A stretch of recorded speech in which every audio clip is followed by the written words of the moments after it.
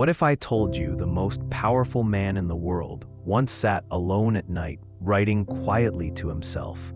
Not to boast, not to command, but to stay sane. He was Marcus Aurelius, a Roman emperor, a philosopher, a man who ruled millions, yet battled silently against doubt, grief, and fear.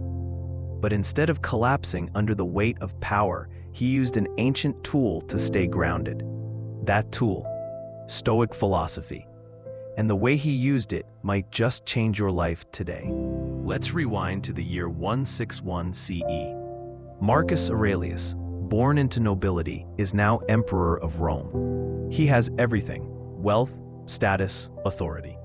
But with it comes something most of us never face: overwhelming responsibility. During his reign, he faced war after war, natural disasters, betrayal, and a deadly pandemic. He buried children, lost close friends, and faced plots against his life. Still, he showed up. He led with discipline. He stayed calm under pressure. And every night, he returned to the same simple practice, to himself. These personal notes would become his book Meditations, a journal not meant for the world, but for his own soul. Inside it, we don't find royal decrees or dramatic speeches. We find a man trying desperately to live with virtue, courage, and peace. One line reads, "You could leave life right now.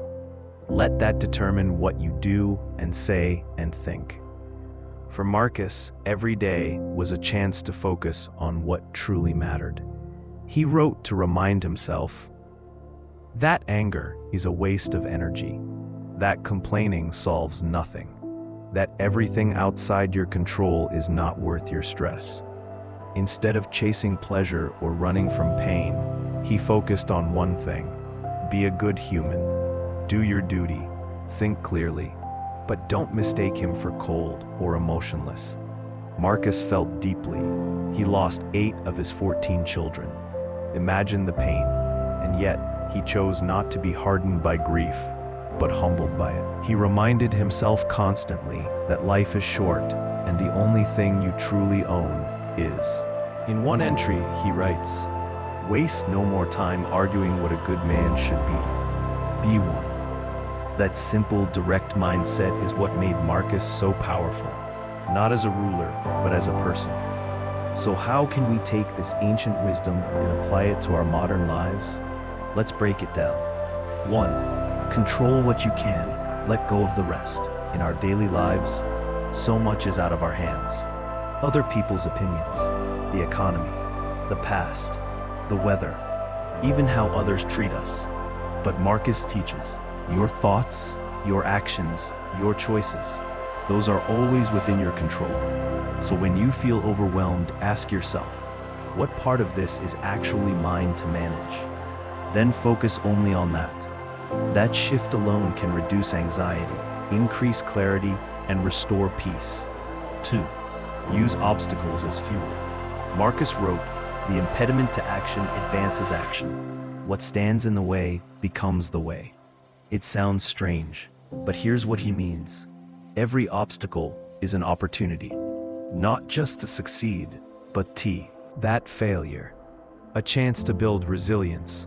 That delay, a moment to practice patience. That insult, a test of your character. Marcus didn't ask, why is this happening to me? He asked, how can I use this? What if you lived that way? 3. Remember that you will die. It sounds dark, but Marcus wasn't obsessed with death. He used it as a tool to sharpen his focus. Every day, he reminded himself that time is limited. That helped him avoid distractions, pettiness, and meaningless drama. He didn't fear death, he feared wasting life. That kind of awareness brings urgency. It makes you kinder, more honest, more grateful. When you realize every moment matters, you start living on purpose. 4. Don't expect the world to be fair. Marcus dealt with betrayal, gossip, and corruption, but he didn't let it break him. He expected people to be flawed. He expected hardship. That way, he was never surprised, only prepared.